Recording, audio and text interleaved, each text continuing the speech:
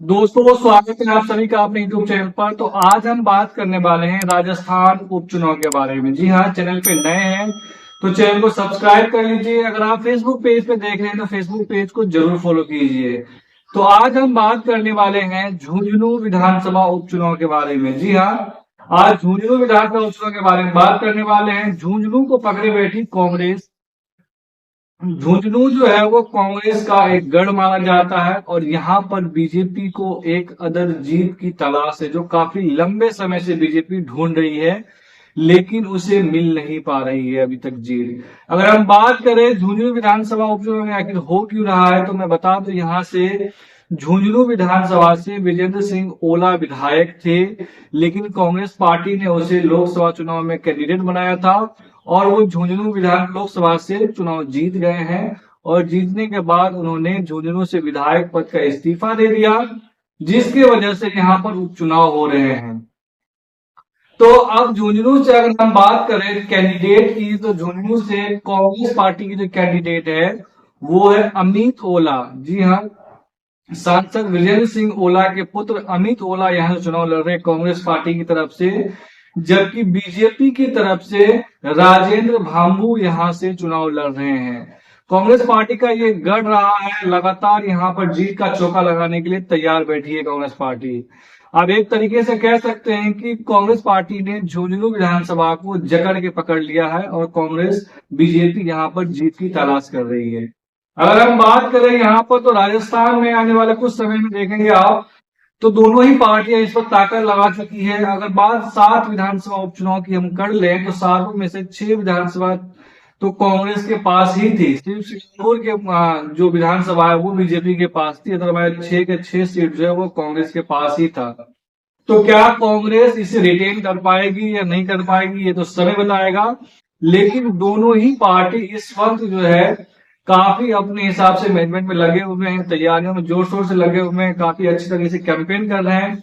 और भजन लाल सरकार का ये पहला परीक्षा है। अब इस परीक्षा में पास होते हैं या फेल होते हैं, ये तो 20 तारीख को पता चल जाएगा जब वोटिंग की गिनती होगी। क्योंकि यहाँ पर वसुंधरा राजे को हटा करके बीजेपी ने भजन लाल शर्मा को मुख्यमंत्री बनाया है, जो ब्राह्मण समुदाय से आते हैं। अब क्या वो इस अपने कामकाज के बल पे चुनाव जीत दर्ज करवा पाएंगे इन 7 सीटों पर, या फिर कुछ और होने वाला है।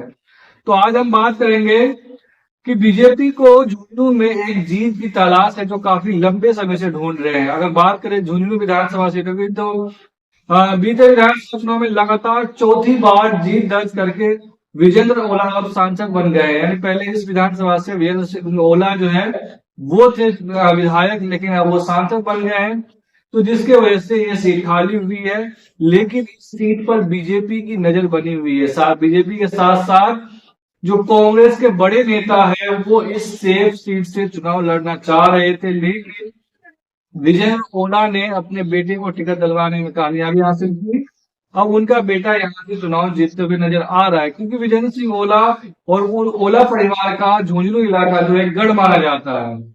तो इसलिए यहाँ पर कांग्रेस पार्टी आसानी से चुनाव जीतती हुई नजर आ रही है। अगर हम बात करें, विजय ओला झुंझुनू से लगातार 4 बार विधायक रह चुके हैं। ये आम बात नहीं राजस्थान में किसी भी जिले से कि 4 बार विधायक रह चुके हैं। और सीसाराम के बेटे विजेंद्र सिंह ओला के पिताजी का नाम सीसाराम ओला थे, जो झुंझुनू से 4 बार विधायक चुने गए थे, संसद भी रहे, केंद्र में मंत्री भी रहे। और विजेंद्र सिंह ओला की पत्नी परवला ओला जो है, राजवाला ओला, वो जिला अध्यक्ष भी रह चुकी है, जिला प्रमुख भी रह चुकी है। ओला परिवार की जीत यहाँ पर लगभग साफ दिख रही है और ओला परिवार का ये गढ़ भी माना जाता है। अगर हम बात करें, तो बीजेपी ने अंतिम बार 2003 में यहाँ पर जीत दर्ज किया था। उस समय सुमित्रा सिंह ने बीजेपी के को जीत दिलाया थी, जो बीजेपी के कैंडिडेट थे 2003 में, सुमित्रा सिंह, वो यहाँ से चुनाव जीती थी। बाद में वो विधानसभा के अध्यक्ष भी बनी, लेकिन उसके बाद से आज तक बीजेपी को यहाँ पर जीत हासिल नसीब नहीं हुआ है।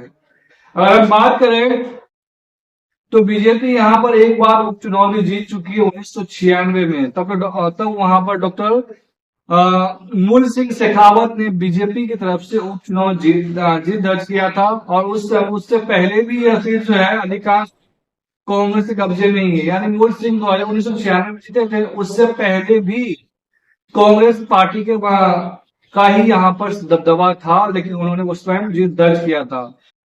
उसके बाद हम बात करें तो 2008 विधानसभा चुनाव में कांग्रेस के 2008 विधानसभा चुनाव के बाद से कांग्रेस ने यहाँ से बीजेपी को फटकने भी नहीं दिया, यानी बीजेपी को जीत दर्ज करने ही नहीं दिया है। यहाँ पर जोरदार दंगल होने की चांसेस है विधानसभा उपचुनाव में, लेकिन मेरा ये मत है कि वहां पर कांग्रेस पार्टी इस बार फिर से चुनाव जीत दर्ज कर सकती है। अगर हम बात करें जातिगत समीकरण की जमुई विधानसभा सीट में, तो मुस्लिम, दलित और जाट, ये तीनों का कॉम्बिनेशन है इस विधानसभा सीट पे। तो हम बात करें तो पहले जाट की, तो करीब 60,000 मतदाता जो है वो जाट समुदाय से आते हैं। का मुस्लिम मतदाता करीब करीब 45,000 के करीब माने जाते हैं। उसके बाद 40,000 वोट जो है वो SC/ST के मतदाता पाए जाते हैं। उसके बाद जो है करीब करीब 30,000 मतदाता वो राजपूत हैं, और इन जातियों के अलावा 30 माली जाति के भी कैंडिडेट उम्मीदवार वोटर्स यहाँ पर मौजूद है। 35 तो SC/ST है, 18,000 ब्राह्मण वोटर्स भी यहाँ पर मौजूद है, 7,000 वैश्य है, 4,000 गुर्जर मतदाता भी यहाँ पर मौजूद है, और 8,000 कुम्हार और शेष जाति के मतदाता यहाँ पर है। तो लेकिन इस बार बीजेपी और कांग्रेस के बीच में जोरदार टक्कर देखने को मिल रही है, लेकिन अभी तक का जो आंकड़ा सामने आया है उसमें कांग्रेस काफी ज्यादा बढ़त बनाए हुए बीजेपी पे, यानी झुंझुनू विधानसभा सीट पर कांग्रेस पार्टी का जितना लगभग तय माना जा रहा है, और अमित ओला जो है यहाँ से अगले विधायक होंगे ओला परिवार से, झुंझुनू से। ये बात आप समझ लीजिए। और उसके बाद अगर हम बात करें तो कुछ समय हवा ये चल रही थी कि राजेंद्र गौड़ा यहाँ चुनाव लड़ने वाले हैं, लेकिन ऐसा नहीं हुआ। राजेंद्र गौड़ा यहाँ चुनाव नहीं लड़ रहे हैं। अब एकमात्र विकल्प बचा है कि वही चुनाव हो और यहाँ पर वोटिंग गिनती के बाद विजय अमित ओला जो यहाँ से विधायक बन जाएंगे। लेकिन आपको क्या लगता है कि इस बार झुंझुनू से कौन चुनाव जीत रहा है? आप हमें कमेंट के जरिए जरूर अपना राय दे सकते हैं। अगर आपको वीडियो अच्छी लगी हो तो आप जरूर हमारे चैनल को सब्सक्राइब कर दीजिए। अगर आप फेसबुक पेज पे देखें तो फेसबुक पेज को भी जरूर फॉलो कर दीजिए। धन्यवाद।